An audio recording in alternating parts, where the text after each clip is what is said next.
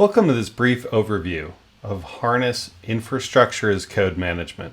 In this demo, we'll take a look at how platform engineering teams can enable developers to make changes to environments using infrastructure as code without having to learn new languages and frameworks. Here, we're looking at a workspace. A workspace tells us about an environment. This environment has two AWS instances, an S3 bucket, and some networking configuration.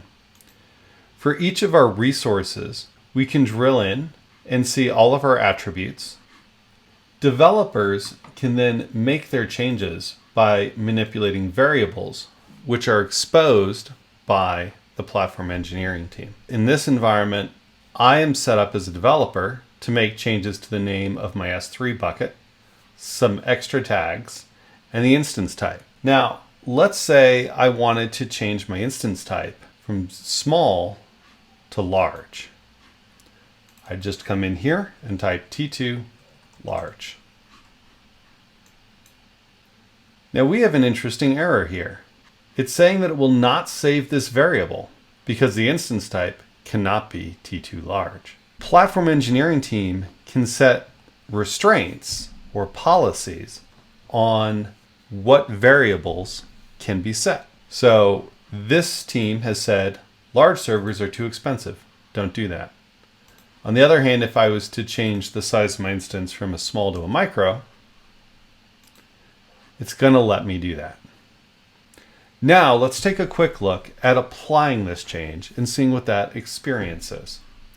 For that, we're going to go bring up an infrastructure as code pipeline.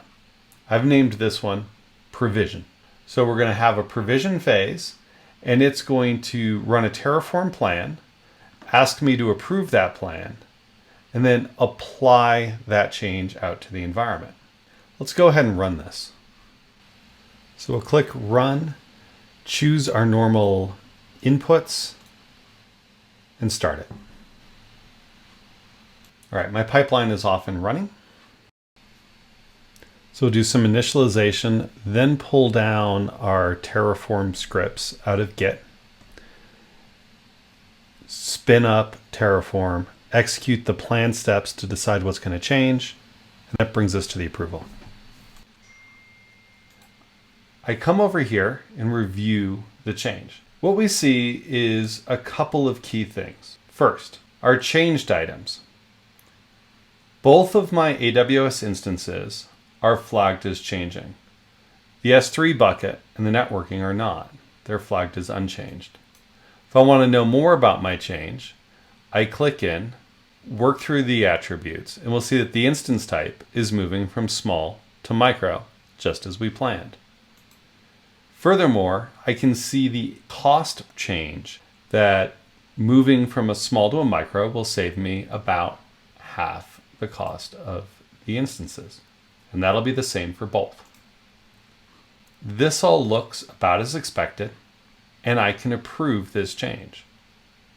In the real world, we might have a different person allowed to run the workflow rather than approve it. Now my change will actually be applied out into the environment. As that completes, let's take a look at some other key capabilities.